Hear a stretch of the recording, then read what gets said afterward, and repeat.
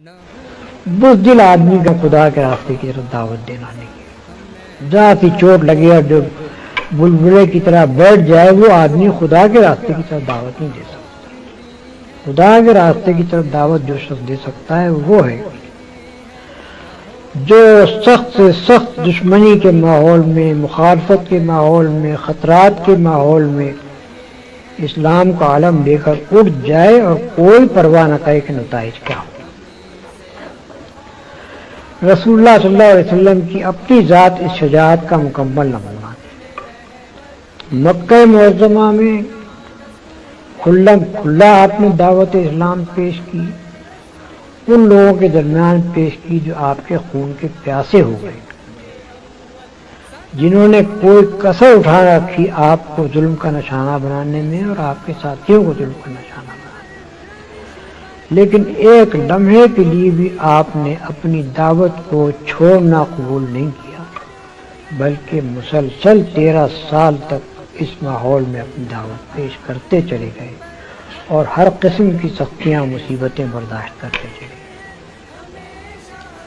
مدینہ طیبہ پہنچنے کے بعد جو حالات پیش آئے،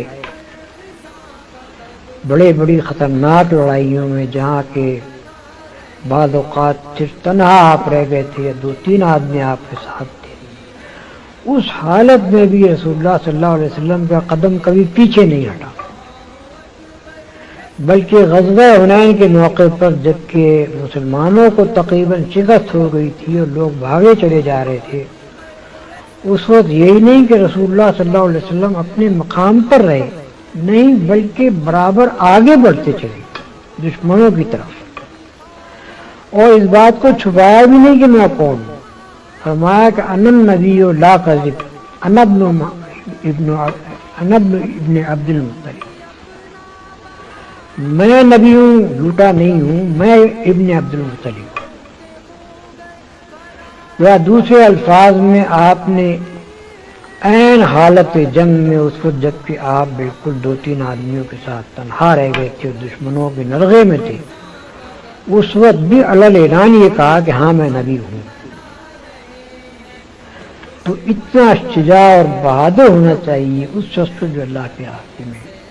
دعوت دینے کے لیے کھڑا ہو۔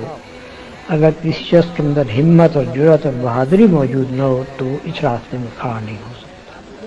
کھڑا ہوگا بھی تو اپنی بزدلی کی وجہ سے الٹا